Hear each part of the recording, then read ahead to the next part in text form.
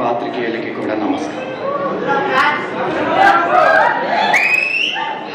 చాలా విషయాలు చెప్పాలి, చాలా మాట్లాడాలి. ఎందుకంటే నా మొదటి సినిమా, నా లైఫ్లో మొదటి ఈవెంట్. అయితే ముందుగా రూట్స్ నుంచి మొదలు పెట్టాలి. మా గ్రాండ్ ఫాదర్ శ్రీ దుగ్గిరాల సోమేశ్వరరావు గారు తెలుగు నాటక రంగంలో ఒక దిగ్గజం అండి. ఆయన ఎన్నో అవార్డ్స్, ఎన్నో Nandi awards, NTR state awards తీసుకున్నారు. ఆయన ఇవాళ మన మధ్య లేరు. ఈ సినిమా మేకింగ్ అప్పుడే కాలం చేశారు. ఆయన కనుక ఇవాళ ఉండుంటే చాలా గర్వంగా ఫీల్ అయ్యేవారు. సో నా తరఫు నుంచి ఈ సినిమా కానీ, ఈ పర్ఫార్మెన్స్ కానీ తాతగారు మీకే అంకితం. నెక్స్ట్, మా పేరెంట్స్, ముఖ్యంగా మా నాన్నగారు డాక్టర్ డిజిపి శాస్త్రి, ఒక ఫేమస్ డర్మటాలజిస్ట్ అండి. ఆయన ఎప్పుడు మెడికల్ ప్రొఫెషన్ని, డాక్టర్ అనే ఒక వృత్తిని సేవా దృక్పథంలోనే చూశారు, కమర్షియల్గా ఎప్పుడు చూడలేదు.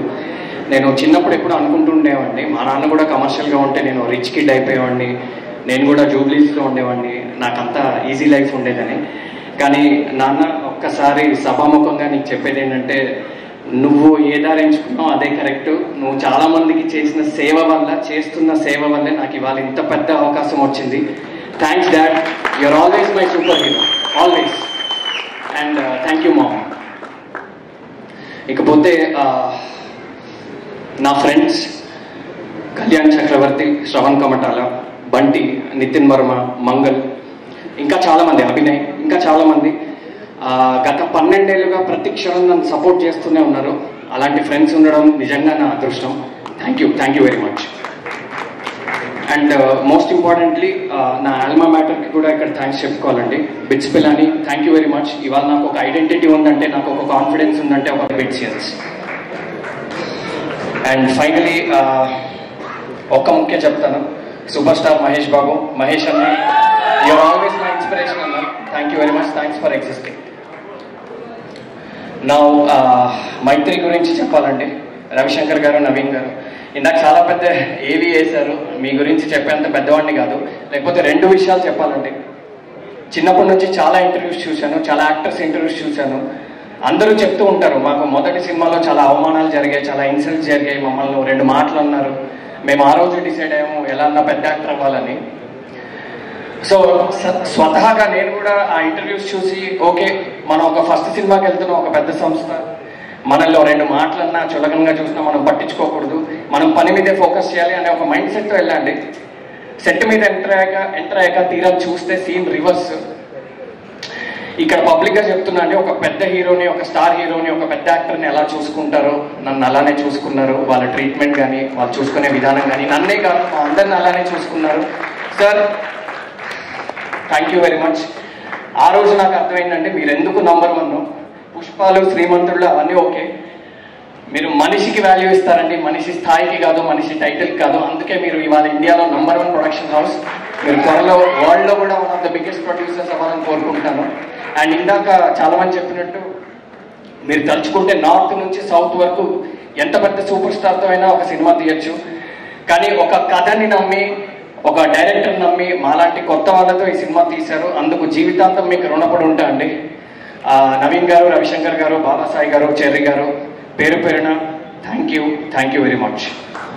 పర్ఫార్మెన్స్ నచ్చి మళ్ళీ నన్ను ఆయన పిలిచారు.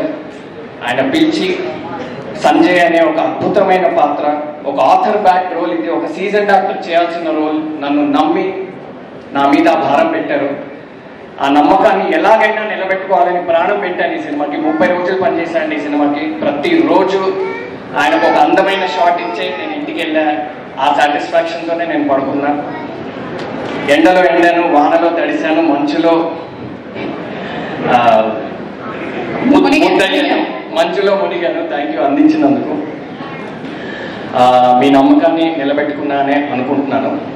ఎన్నో జ్ఞాపకాలండి. అయితే ఒక ఇన్సిడెంట్ చెప్పాలి, అంటే చిన్నదే. ఒకరోజు ఒక క్రూషియల్ సీన్లో నాకు ఒక స్టాండింగ్ ఓవేషన్ పడింది. అది నా జీవితంలో ఎప్పటికీ మర్చిపోలేను.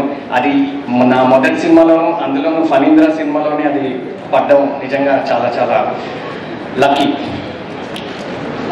అండ్ ఈ ఫిలిం గురించి చెప్పాలి. 8 వసంతాలు అనేది ఒక దృశ్య కావ్యం, మీరు అన్నట్టే ఒక విజువల్ పోయిటరీ. అది ఈ సినిమా థియేటర్లో చూసిన ప్రతి ఒక్కళ్ళు ఒక చిరునవ్వుతోనే థియేటర్ బయటికి వెళ్తారండి. లవ్ ఫెయిల్ అయిన వాళ్ళు, హార్ట్ బ్రేక్ అయిన వాళ్ళు, ప్రేమ మీద నమ్మకం కోల్పోయిన వాళ్ళు, ప్రేమ మీద నమ్మకం లేని వాళ్ళు అందరికీ ఈ సినిమా ఒక ఔషధంలా పనిచేస్తుంది. రెండు అద్భుతమైన ప్రేమ కథలు ఉన్నాయి. ఒక అందమైన ప్రేమ కథ, ఒక స్వచ్ఛమైన ప్రేమ కథ. ఏదైతే అనేది ఇప్పుడు చెప్పలేను. దాంతోపాటు బ్రిలియంట్ యాక్షన్ మీరు చూసారు, ఆల్రెడీ ఒక టీజర్ చూసారు.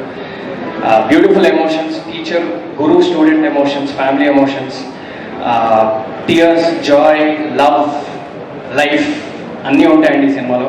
ఇది ఎలాంటి సినిమా అంటే ఇందాక అను కూడా ఒక పాయింట్ చెప్పాడు ఏంటంటే, చాలాసార్లు మనం కొన్ని సినిమాలు థియేటర్లో మిస్ అయ్యి కొన్ని కారణాల వల్ల ఓటీటీలోనూ టీవీలోనూ చూసినప్పుడు అరే ఇలాంటి మంచి సినిమా మనం థియేటర్లో మిస్ అయ్యామని అనుకుంటాం. ఇది ఆ కోవలోకి చెందుతుంది. దయచేసి ఇది థియేటర్స్లో చూడండి. ఒక ఎక్స్ట్రాడినరీ థియేటర్ ఎక్స్పీరియన్స్ మీకు ఉంటుంది. Award winning cinematographer, extraordinary locations and visuals, and Hesham గారి బ్యూటిఫుల్ మ్యూజిక్ అండ్ ఫణీంద్ర గారి డైలాగ్స్ గురించి ఎంత చెప్పినా తక్కువే. సో అన్ని విధాలుగా ఇది ఒక పెద్ద సినిమా అండి. ఇది కేవలం ఆర్టిస్టులు మాత్రమే చిన్నవాళ్ళు. ఈ సినిమా ఒక చిన్న ఆర్టిస్టులు చేసిన పెద్ద సినిమా అండి. ఎందుకంటే అందరూ హేమా టీవీలో ఉన్నారు, మేమే చిన్నవాళ్ళం ఇందులో. సో